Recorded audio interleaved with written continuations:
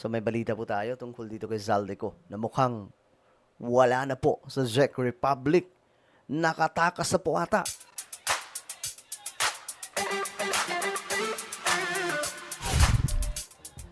So, ayun na nga po. Itong si Zaldico nawawala. Nandun na po yung DOJ. Nagpunta na po sa bansa na kinaruroonan niya pero may malaking problema. Pag-uusapan po natin yan ngayon. Anyway, bago tayo magpatuloy sa mga hindi pa po dyan nakakapag-subscribe, sa ating YouTube channel, makikita nyo po yung subscribe button sa baba ng video na to. I-click nyo lamang po yung subscribe, i-click ang bell, at i-click nyo po yung all. Sa mga nanonood po sa Facebook, i-follow nyo po yung ating Facebook page. Alright? So, ito yung balita mga sangkay, no? Zaldico,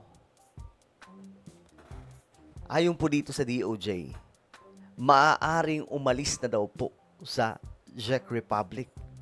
Ayan o. Anyari, men. My goodness. Alam nyo, ang tingin ko dito talaga,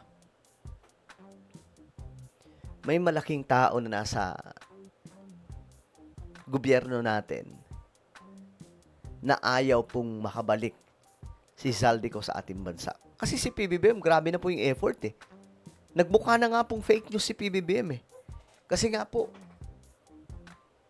inanunsyo niya na nahuli na. Tapos ngayon, wala pala. Asa na si Zaldico? Diba? Update tayo sa Tingin ko mayroon po talagang nananabutahi kay PBBM na makapangyarihang tao, mga sangkay. Kaya nakakatakas ang taong to. pagpapauwi kay Zaldico mula sa Czech Republic. Ngayong naroon na ang ilang kinatawan ng gobyerno para pulungin ang ating embahada. Mula sa Prague, may live report si Mariz Umali. Mariz.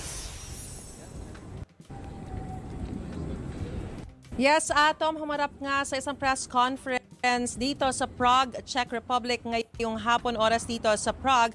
Si Justice Secretary Frederick Vida, kasama niya si Chief State Counsel Dennis Chan.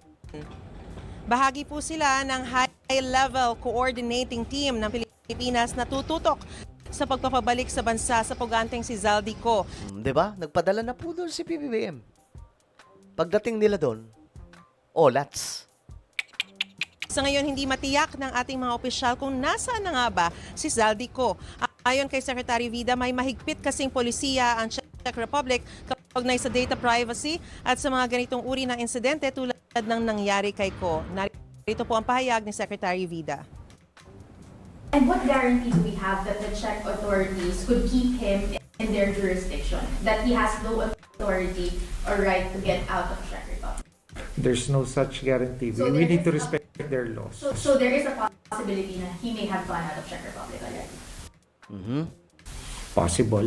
Nako. Ayun lang.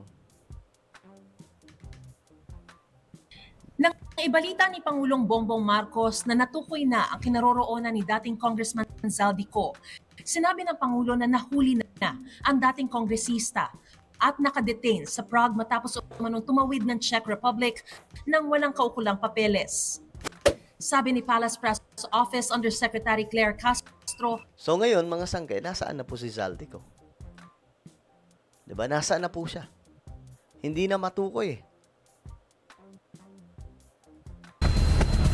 Touchdown Prague, Czech Republic na ang DOJ sa pag-asang mapauwi si resigned Congressman Zaldico.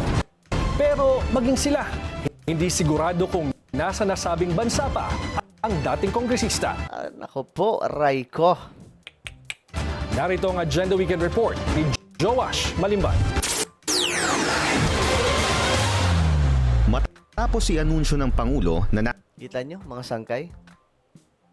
Si PBBM napapahiya dahil may nanamnabutahe. Ang tingin ko talaga dito, mga sangkay, may sabotage na nagaganap na nasa circle lang din po ni PBBM na ayaw pauwiin dito si Zaldico dahil magtututuro kung sino talaga yung mga involved.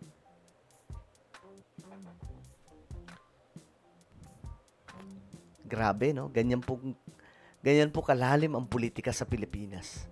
Nahuli na si resigned Congressman Zaldico noong April 16. Tila kumabig si DOJ Acting Secretary Frederick Vida matapos tumungo sa Czech Republic kasama ang isang high-level team na makikipag-usap umano sa Czech officials kaugnay ng kalagayan ni Ko. Sa isang press briefing kagabi, sinabi ni Vida na hanggang ngayon hindi pa tukoy ng mga otoridad ang eksaktong kinalalagyan ng isa sa mga pinakakontrobersyal na personalidad sa flood control scandal. Kasalukuyan din itong nahaharap sa graft and malversation charges. Paliwanag ni Vida, nagtungo sila sa Czech Republic para i-verify ang reports at mga impormasyon na galing sa Czech Police and Immigration matapos ma-apprehend si Ko sa border nito. Okay. Particularly alamin yung i-validate, i-verify lahat ng dumating na impormasyon. Siyempre, ang pinaka-ultimate objective, di ba? Kailan at paano ba iuwi ang akusado ng si former Congressman Zaldico? At pangatlo ito, tingnan din natin na mas malalim is paano natin mapapaliit yung mundo. Dagdag pa rito, sinabi rin ni Vida na posibleng nasa ibang bansa na rin si Ko. Nako. Yan na nga ba sinasabi po natin. Ewan ko ba, mga sangkay, bakit ganito? Nahuli na, nakawala pa.